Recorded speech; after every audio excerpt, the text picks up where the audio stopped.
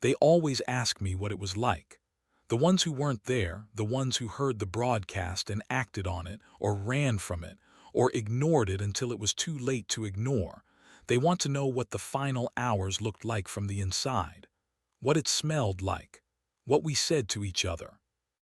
I tell them it smelled like burning rubber and wet concrete, and something chemical underneath that I still can't name, something the wardens bring with them wherever they go, some residue of wherever they came from.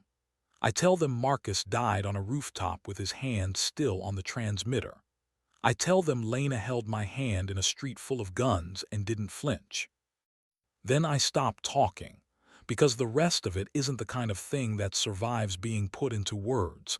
It either happened to you or it didn't. And if it didn't, you're alive right now because it happened to us. That's enough. That has to be enough. I need to go back further than the rooftop. I need to go back to the factory, to the morning we were already running. 5 years. That's how long we'd been at it by then. 5 years since the sky went wrong, since the lights came through at the wrong angles and the first warden stepped through and started building their wall around the world. People called it an invasion. It wasn't an invasion. An invasion is something armies do. Armies have objectives and supply lines and morale problems and treaties they'll sign when the blood cost gets high enough. What the wardens did wasn't an invasion any more than a boot coming down on an anthill is an invasion. They weren't conquering us. They were administering us. There's a difference, and it matters, even if the difference mostly shows up in how they handle the bodies.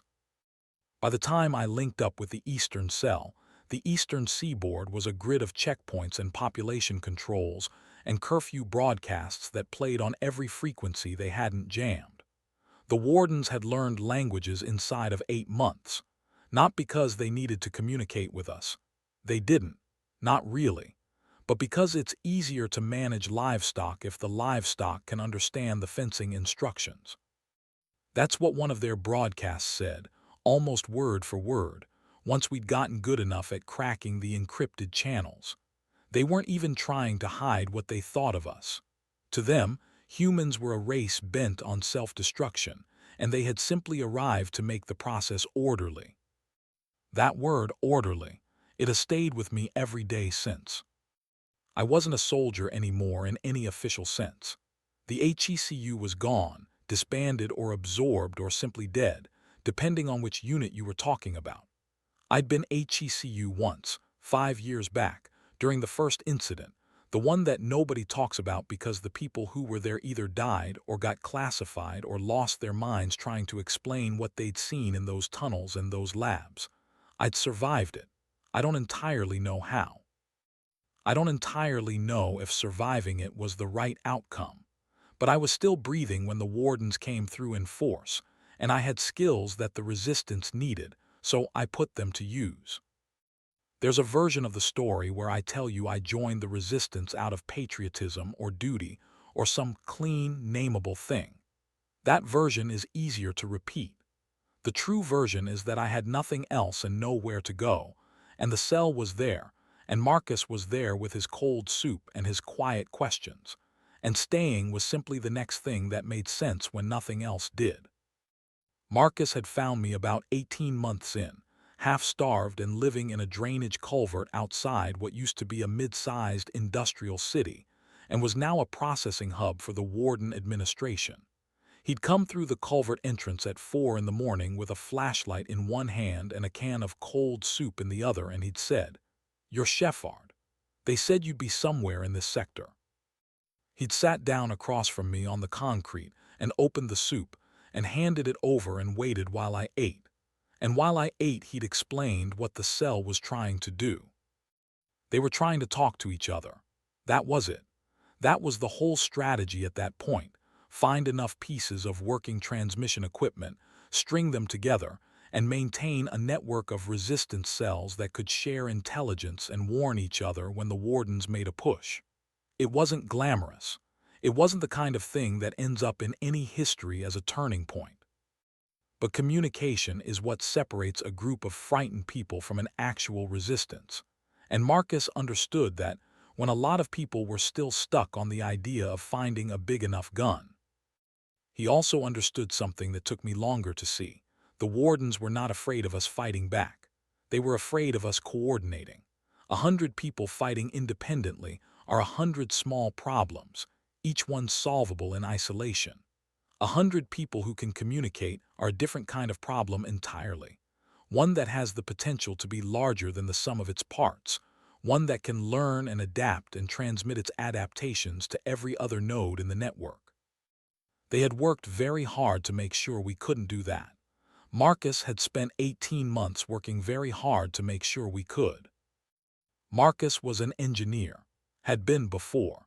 Telecommunications infrastructure, which meant he understood not just how to make things transmit, but how to make them transmit without being heard by the wrong receivers. The Wardens had excellent ears. Their sensor arrays could triangulate a short-range broadcast in under 4 minutes if you stayed on one frequency. Marcus had developed a compression protocol that chopped a message into narrowband fragments and scattered them across a dozen frequencies in a pattern that looked like static unless you knew the reassembly key. It added complexity, and it required hardware on both ends, but it worked. For 18 months, it had kept cells alive that would otherwise have been swept. Lena had come to the cell 6 months after me. She was younger, late 20s, I think, though she'd have told you age was a bourgeois abstraction, and the only number that mattered was how many Wardens you'd gotten past that week. She had been a field medic with one of the early resistance formations, the ones that had actually tried to fight the Wardens head-on in the first year. Those formations were gone now. She was one of about a dozen people who'd come out of the Northgate engagement with functioning limbs and enough situational awareness to stay useful. She didn't talk about Northgate. I didn't ask. We all had a Northgate. What she was, in practical terms, was the fastest person I'd ever seen at moving through a contested urban space. She had a way of reading the geometry of a street, which doorways provided cover in which direction, where a patrol's sightlines would be given the position of their lead element, how to use shadows and terrain to become a thing that wasn't there. She'd kept Marcus alive through 3 separate Warden sweeps in the year before I joined up. She kept both of us alive after. The 3 of us were good together in the way that small teams can be good when the pressure has removed everything non-essential and what's left is only the parts that actually work. Marcus planned. Lena moved. I handled the close work, the problems that couldn't be planned around or moved past, the situations that required someone to go toward the thing that everyone else was moving away from. We didn't talk about it in those terms. We didn't need to. You spend enough time operating in a compressed environment with the same 2 people, and the roles clarify themselves without negotiation. The 3 of us had been working toward a single objective for the previous 4 months. The Wardens were massing. We knew it from the intelligence coming in on the network cell by cell, each one reporting the same pattern from their own sectors. More troops moving through the checkpoints. More of the heavy transport units. The Wardens didn't move their heavy transports unless they were planning something larger than routine suppression. They were positioning for a sweep, a coordinated push across multiple sectors simultaneously. And if we couldn't get word to the northern cells in time, those cells would be caught without any preparation. The problem was distance and jamming. The northern cells were 200 kilometers away. The Warden jamming grid covered everything below a certain power threshold. It was the reason Marcus's low-power compression protocol worked, because it slid under the jamming floor, but at low power you were limited in range. To reach the northern cells, we needed elevation and a clear atmospheric window and a transmitter powerful enough to punch through, all at once. In a location the Wardens hadn't already flagged as a relay point.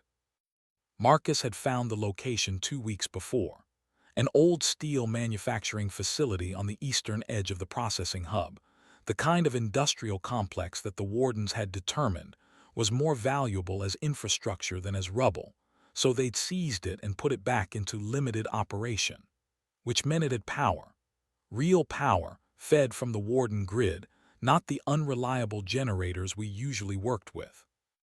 And it had height, The maintenance catwalks ran up to 60 meters off the factory floor, and from the top of the facility, you could see clear across the urban zone to the open ground beyond. The atmospheric window Marcus needed was predictable. A 6-hour period every 4 days when the ionosphere in this region thinned enough to let certain frequencies propagate. The next window opened at 8:30 that morning. We'd been planning it for 2 weeks. We'd mapped the patrol schedules, identified the access points, staged the equipment we needed. Everything was as ready as it was going to get. We went in the night before, moving separately and reassembling inside the facility's secondary maintenance entrance, which Marcus had quietly bypassed a month earlier with a cloned access card. We were inside by 200. The plan was simple in outline and complicated in execution. Marcus and Lena would make their way up through the facility to the transmitter point on the upper catwalk level, while I created enough movement and noise in the lower levels to pull any Warden presence toward me and away from them. Once the broadcast was sent, we would extract separately and reassemble at the fallback point 4 kilometers east. Simple, complicated. The way every plan is, when you're working with 3 people against an occupying force that has sensor arrays and armored infantry, and no particular reason to take prisoners. The hours before 200 were the worst. We'd staged at the approach point, an abandoned warehouse 2 blocks from the facility, and we had nothing to do but sit with it. Marcus ran calculations on his wrist device. Lena cleaned the sidearm she claimed not to have brought on the insertion. I sat against a wall and thought about nothing in particular, which is a skill you develop after enough operations. The ability to empty yourself while you wait, to not spend energy on the anticipation of things you can't affect until they're actually happening. We had done this long enough to have pre-operation rituals without calling them that. Marcus always went through the frequencies twice. Lena always checked her kit in a specific order, left to right, smallest to largest. I always sharpened the blade, even when it didn't need it. We didn't comment on each other's rituals. They were the small private mechanisms that made the waiting bearable, and you left them alone. At 1:45, Marcus looked up from his device and said, "The window opens on schedule. The atmospheric readings have been stable for 6 hours." At 1:50, Lena said, "The exterior patrol rotation has been consistent all week. We should have a 12-minute gap on the east face between 2:10 and 2:22. At 1:58, I stood up and put the blade back in my jacket and said, "Let's go." The move to the facility went clean. Clean in the way that early morning operations sometimes go clean, not because the environment is safe, but because the city at that hour has its own kind of silence, a held-breath quality, and the Warden patrols thin out in the hours before dawn when the population is contained and the processing operations are at low cycle. We'd chosen the time deliberately. Marcus had spent a week charting patrol density against the hour and had concluded that the 200 window offered the lowest exterior contact probability of any approach slot. He was right. We crossed 2 open intersections, transited the dead zone behind the former transit depot, and reached the secondary maintenance entrance in 11 minutes without contact. The entrance was a recessed service door on the facility's north face, set back in a concrete alcove that kept it out of direct sightline from the nearest checkpoint. Marcus's cloned access card worked on the second pass. The first time it read an error, which cost us 4 seconds, and a minor elevation of everything I was managing not to feel, and then we were inside. The interior was dark and warm and smelled of machine oil, and the faint chemical overlay that permeated anything the Wardens had been operating for more than a month. They ran their annexed facilities hot, higher ambient temperature than human operations would have maintained, which we'd factored into the thermal movement patterns Marcus had worked out. Moving through a warm space while staying within a narrow thermal band is harder than it sounds. You sweat. Sweat changes your signature. Marcus had accounted for this, which was why we'd spent the last 2 weeks of preparation doing low-movement nocturnal drills in a building with a malfunctioning furnace. We split at the main junction, the way we'd planned. Marcus and Lena took the eastern interior route toward the freight elevator access that would bring them up to the catwalk level. I turned west, toward the processing bay, and started making myself findable. Not obvious findable. There is an art to being detectable enough to draw attention without being detectable enough to be immediately surrounded. You make noise at the threshold. You let a sensor catch a partial reading and then pull back before it completes. You create the impression of a person moving with intent through a space, which is exactly what I was doing, because intent is the one thing I had in abundance. We had been inside for 2 hours when they found us. I don't know how.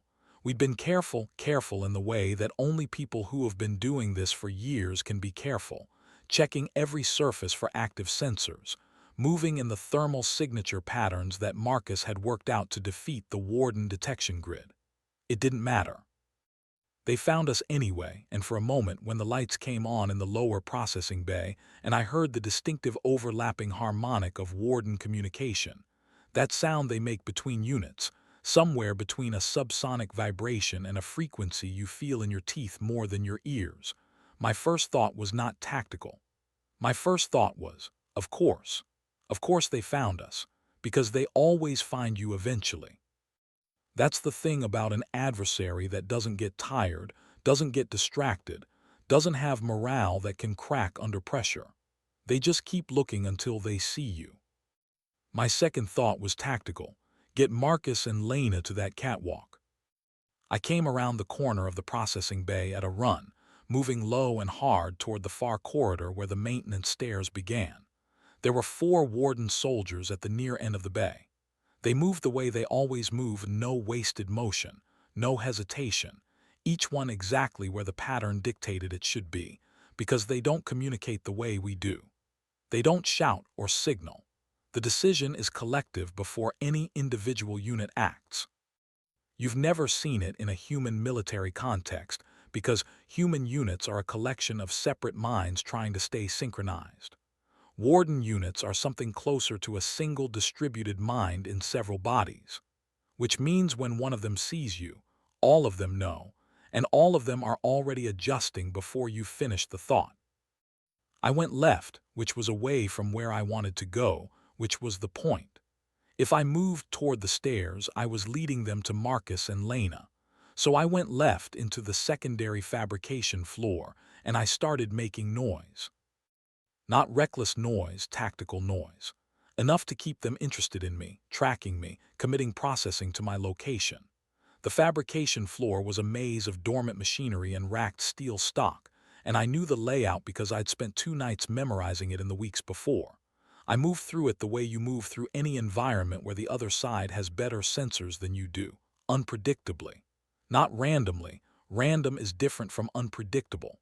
Random patterns have no logic. Unpredictable movement has logic, but the logic is yours alone, and if you change the logic fast enough, even a distributed mind can't anticipate the next step before you've already taken it. They chased me through the fabrication floor for 11 minutes.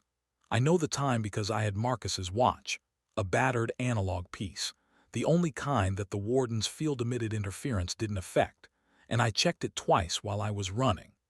11 minutes of close quarters cat and mouse through a dark industrial space, with 4 Warden soldiers who each stood nearly a head taller than me and were augmented in ways I'd learned not to think too hard about.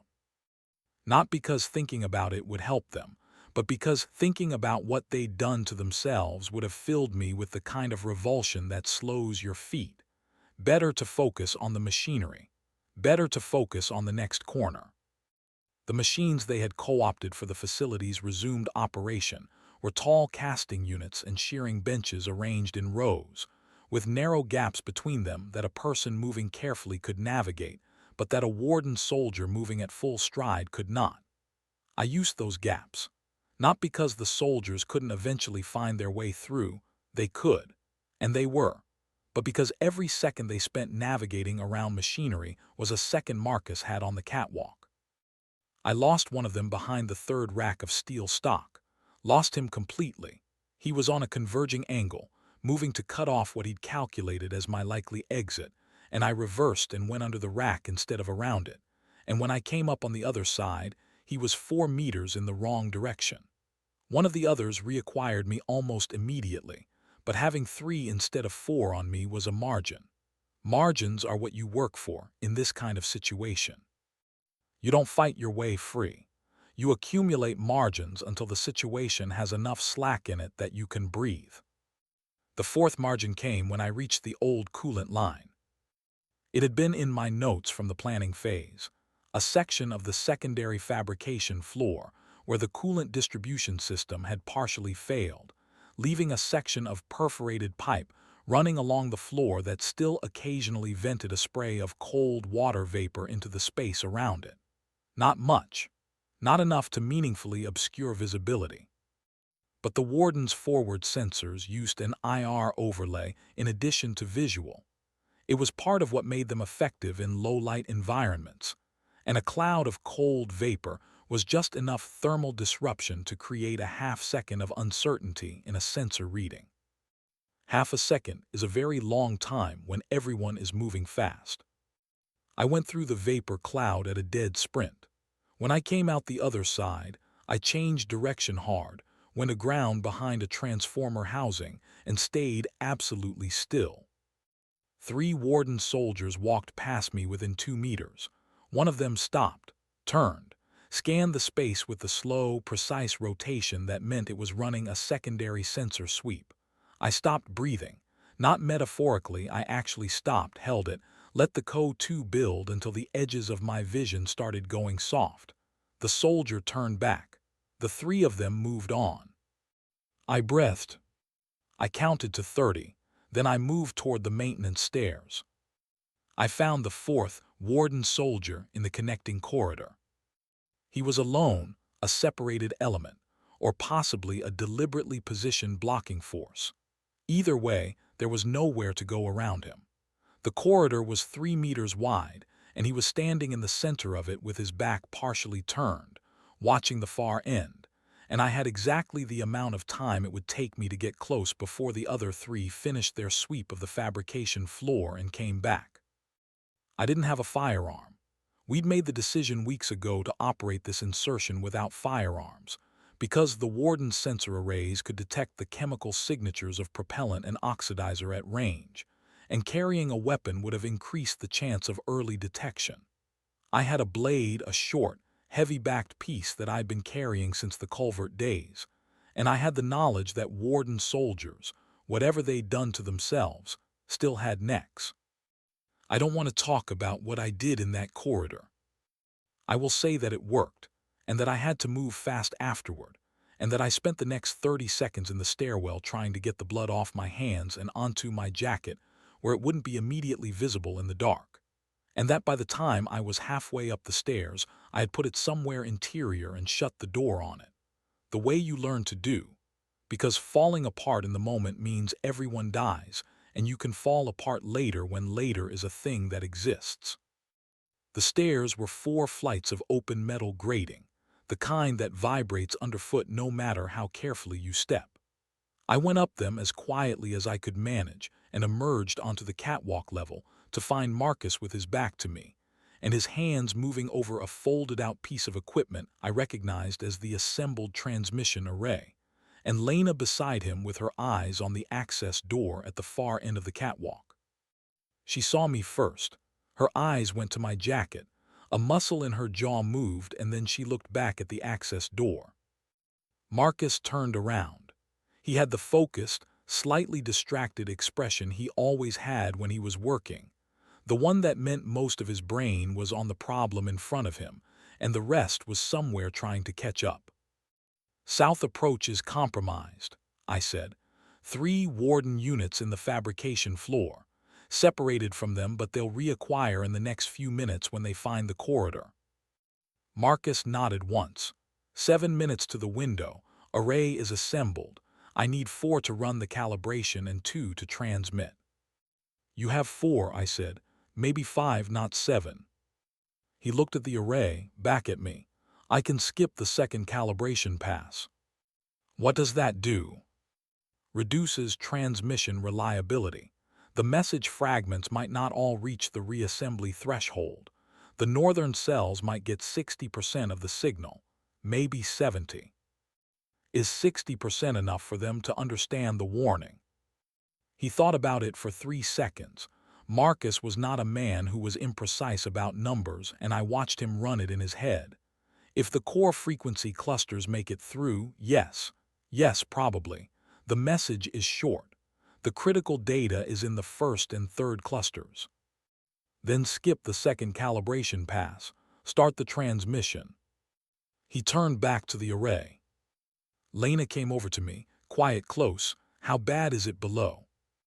Manageable for another 4 minutes. Less if there are units on the exterior I didn't account for. She nodded. There are. 2-unit patrol came around the east face of the building 12 minutes ago.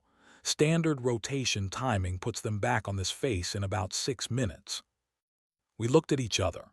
The arithmetic was clear. The transmission would not be finished before the exterior patrol cycled back around to a position where they'd notice the activity on the catwalk, which meant we needed to be able to handle that patrol without it triggering a full unit alert that would bring everything down on Marcus before he finished.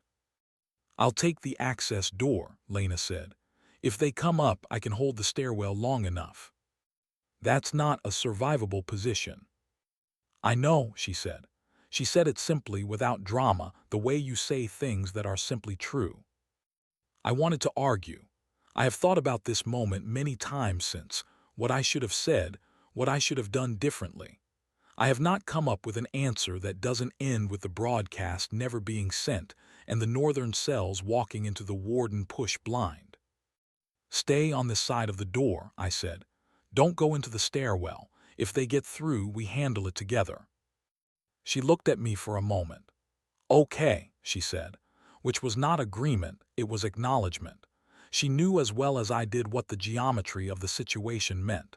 But she said okay, because sometimes you say okay to give someone the version of the future they need to keep moving. The catwalk looked out over the whole factory floor from 60 meters up.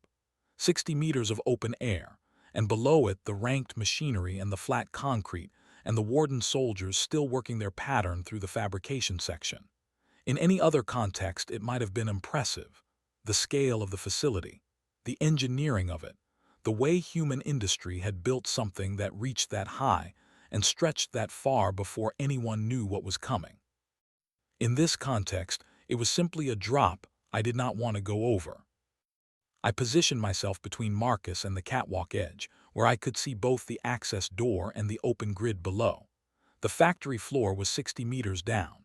The lights were on throughout the facility now. The Wardens had triggered the full illumination when they'd found us, which meant no more shadow to work in, but it also meant I could see clearly. 3 Warden soldiers moving through the fabrication floor below, doing a systematic search pattern. Methodical. No urgency. They didn't need urgency. They knew we were somewhere in the building, and they knew the building had no exits they hadn't covered, and they could afford to be thorough.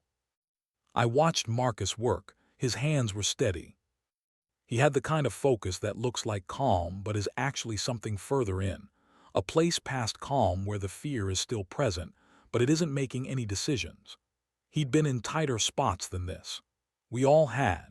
You reach a point where tight spots stop feeling like exceptions and start feeling like the baseline condition of existence, and somewhere in that shift, something in you recalibrates. What you lose in that recalibration is the ability to believe it will be fine. What you gain is the ability to function without that belief. Some people find that terrifying. I found it clarifying. When you stop waiting for it to be fine and start working with what's actually in front of you, the work gets easier. Not safer. Easier. There's a distinction. 3 minutes, Marcus said, not looking up. From behind me, the sound of boots on metal stairs. Not Warden movement. Warden movement is quieter than you'd expect, because they have enough body control to manage their footfalls even in armored gear. These were human boot sounds, which meant either the exterior patrol had acquired a human collaborator. It happened. We knew it happened. People made choices under sufficient pressure that couldn't be called choices in any meaningful sense. Or something was wrong with my read on the patrol timing. Or there was a second exterior patrol. I moved to the access door and took up a position beside it.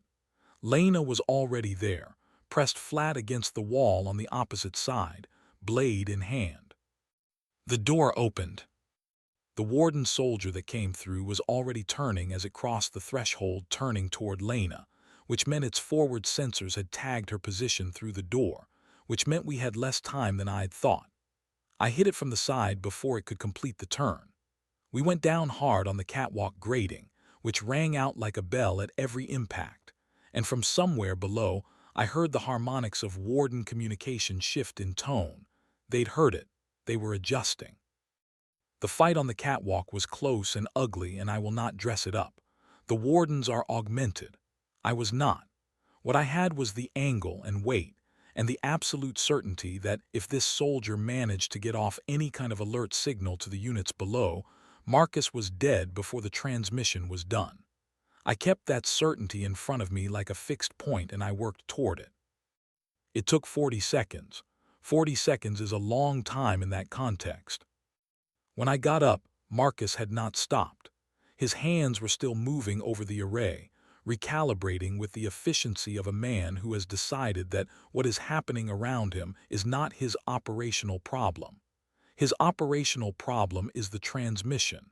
Everything else belongs to someone else. 1 minute, he said. The access door burst open again. 3 Warden soldiers came through simultaneously. They don't stack and clear the way human troops do. They move together because they are, in some functional sense, one thing in 3 bodies. Lena was already in motion before I could react, moving into the gap between the door and the catwalk edge, putting herself between the soldiers and Marcus with a speed and precision that I have never seen matched, before or since. She had a sidearm she'd been holding in reserve. We'd agreed no firearms for the insertion, but Lena had decided unilaterally to bring one for the extraction, which at the time had frustrated me, and in that moment I was simply grateful for. She fired 3 times in rapid succession, not aimed at center mass because center mass on an armored Warden soldier accomplishes nothing, but at the joints of the lead element's right arm, which was the arm raised and tracking toward Marcus. The shots were precise in a way that required not just skill but the complete absence of panic. The joint gave. The arm dropped. The lead element adjusted, because Warden soldiers don't go into shock and don't have pain responses that interrupt function. But for 1.3 seconds, its primary limb was compromised. 1.3 seconds was what Marcus needed.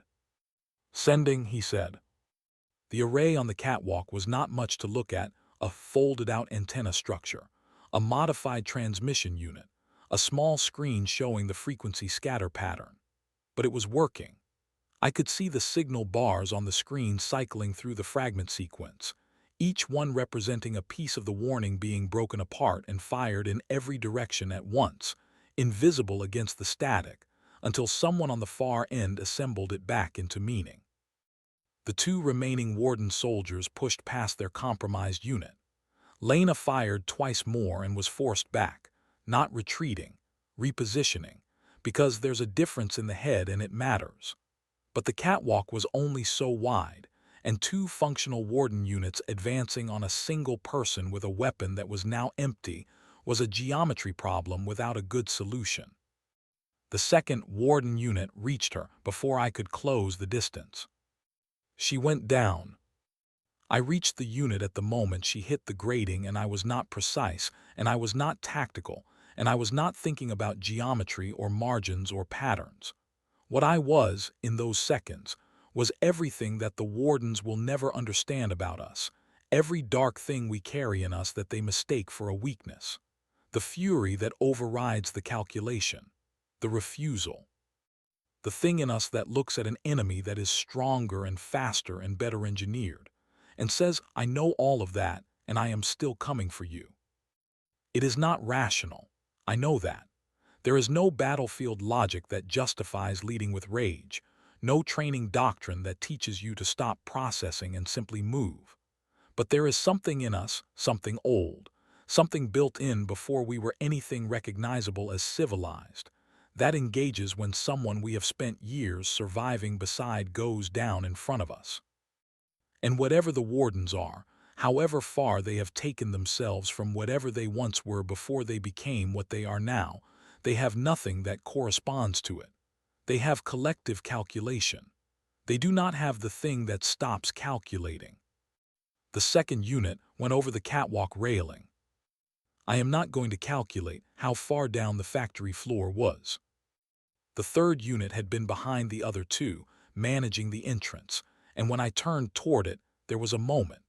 One of those moments that happens in close combat that doesn't last long enough to think about, but that you remember with perfect clarity afterward. The Warden soldier was facing me. I was 3 meters away. There was blood on my hands that wasn't mine and wasn't entirely someone else's either. And the Warden soldier, I have thought about this many times, whether I was reading something into it or whether it was real, paused. Not long, a fraction of a second, the kind of pause that means nothing in a human soldier who might simply be recalculating. But Warden units don't recalculate that way. Their collective processing is continuous. There's no moment of individual reassessment because the individual unit doesn't assess individually. Except for that fraction of a second, I would have sworn it was looking at me the way things look at something they don't entirely have a category for. Then it raised its arm. Transmission complete. Marcus's voice, level factual. The Warden soldier hesitated another half-second.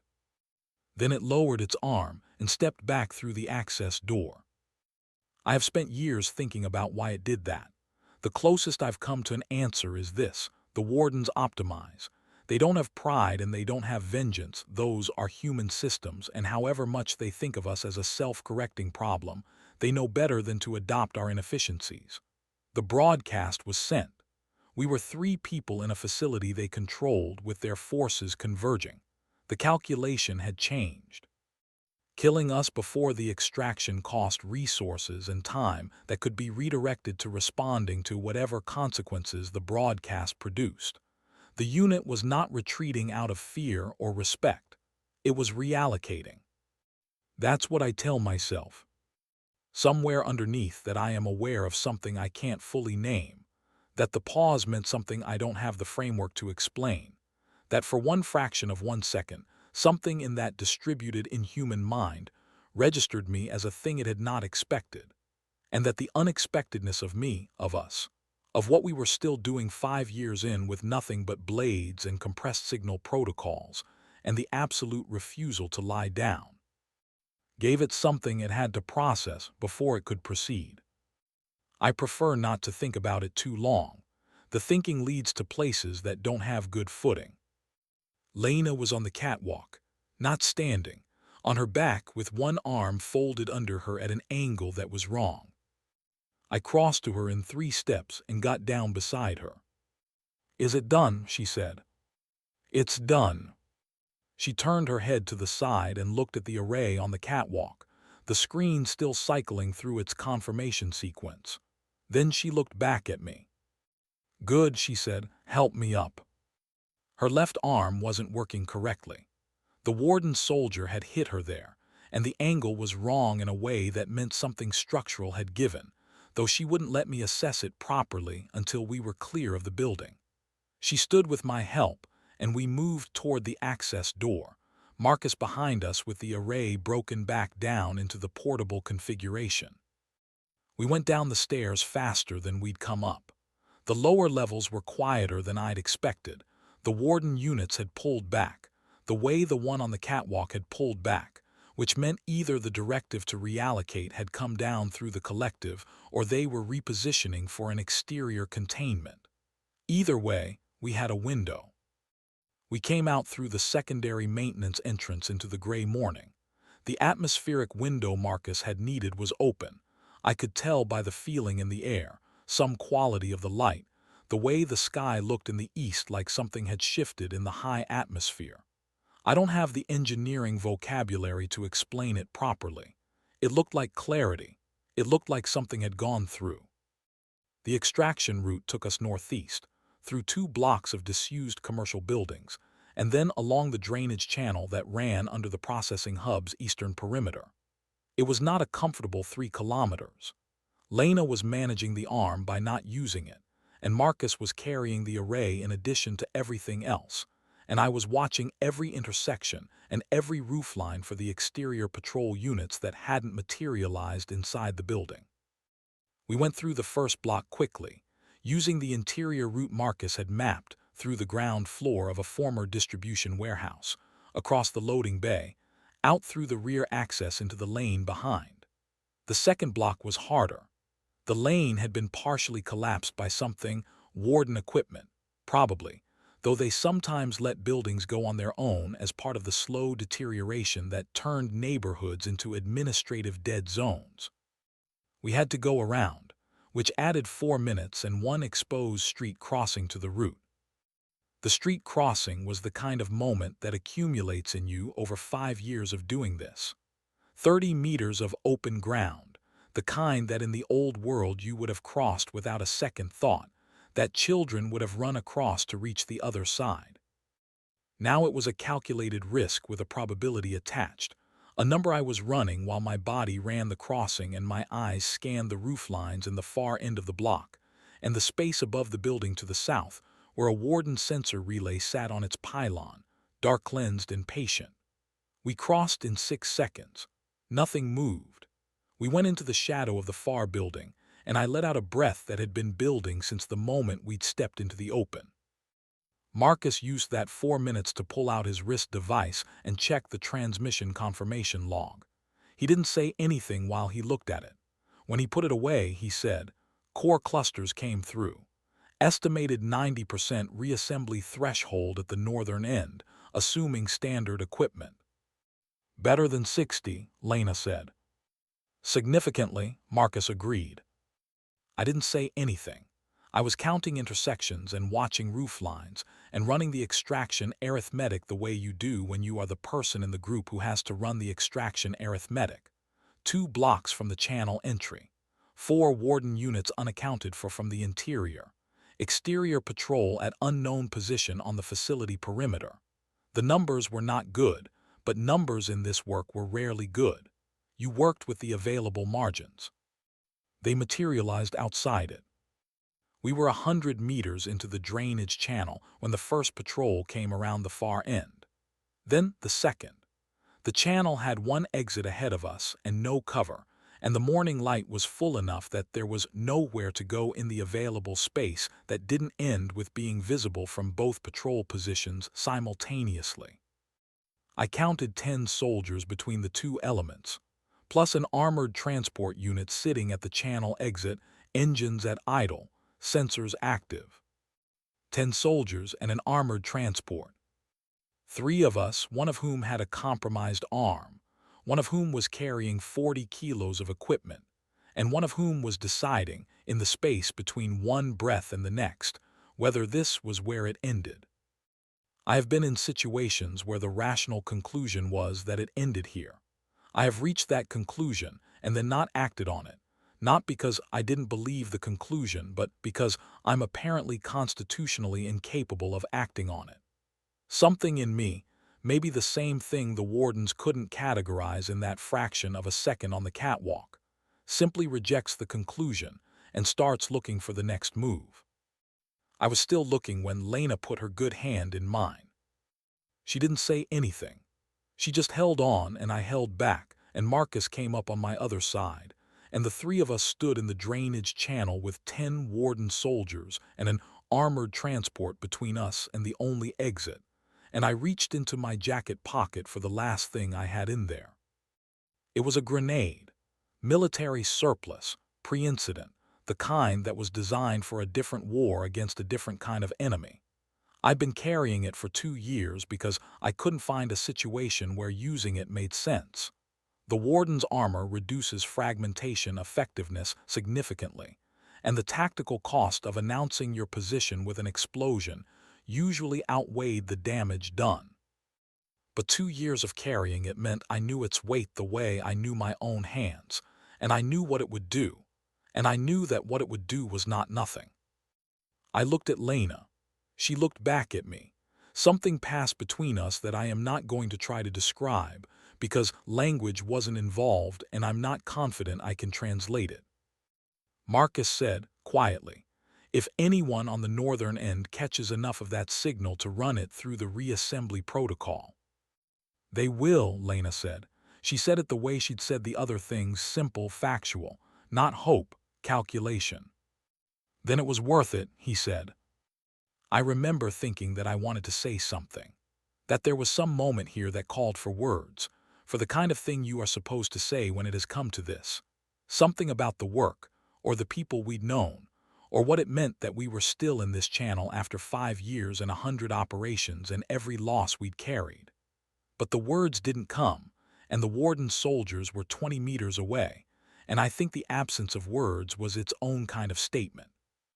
We'd said what needed saying over the years in the cold soup and the catwalk and the count of 30 in the dark. There was nothing left to add. The Warden soldiers were 20 meters away. The transport had its forward sensors locked on us. 10 meters. The lead elements were raising their arms. I pulled the pin. I don't know what I expected. I had been in enough situations to know that they don't end the way you expect them to. What happened was this: the Warden soldiers stopped. Not all of them. The lead elements, the front two, raised their arms and then, like the one on the catwalk, paused. And then the pause extended. And somewhere in the collective that was all of them at once, something was processing. It lasted 3 seconds. In 3 seconds I could have done a number of things. I didn't do any of them. I stood there with the pin out and the spoon compressed under my palm, and I waited. The transport unit's engine note changed. Not shutting down, something else. A reorientation of some system I couldn't identify. The front two elements lowered their arms. All 10 soldiers took 2 steps back. I have thought about those 3 seconds more than I have thought about almost anything else in my life. The only explanation I have found that accounts for the behavior, the pause on the catwalk, the pause in the channel, the 2 steps back, is this.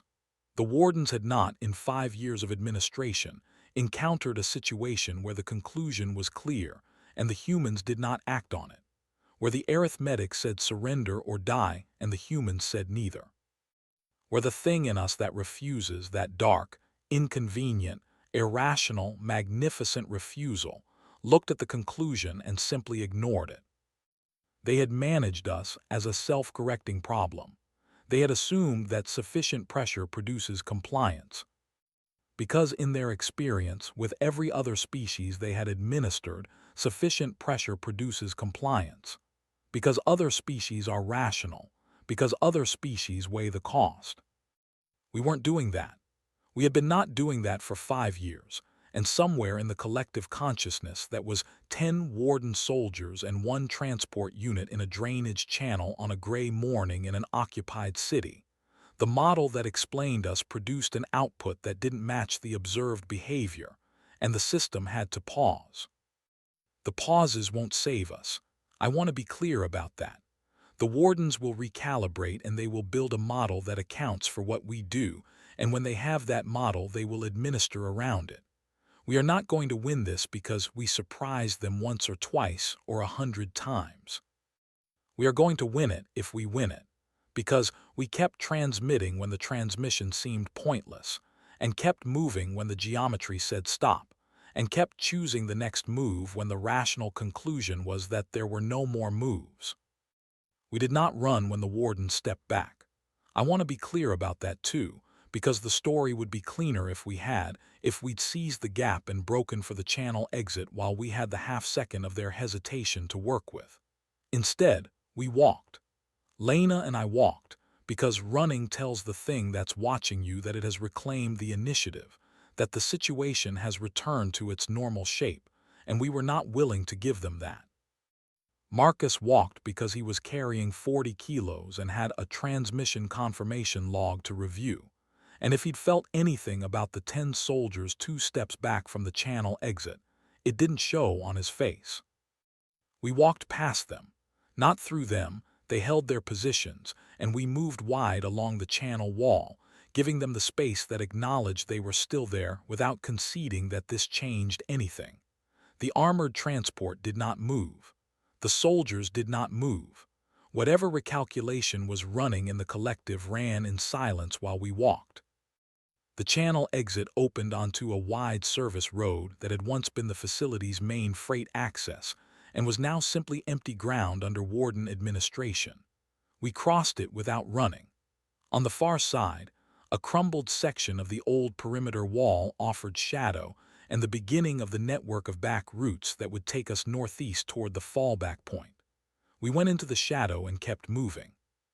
None of us looked back. I thought about looking back. There was something in me that wanted to see the 10 soldiers still standing there, the transport still idling, the whole frozen tableau of a calculation that hadn't resolved the way it was supposed to. But looking back is a specific kind of thing. It can be useful and it can be the opposite. In this case, I decided that what was behind us had been accounted for and would not change by being looked at, and what mattered was what was in front, the fallback point. The 47 cells to the north. The next operation that Marcus was already not going to be there to plan. The northern cells got the broadcast. Not all of it Marcus had been right.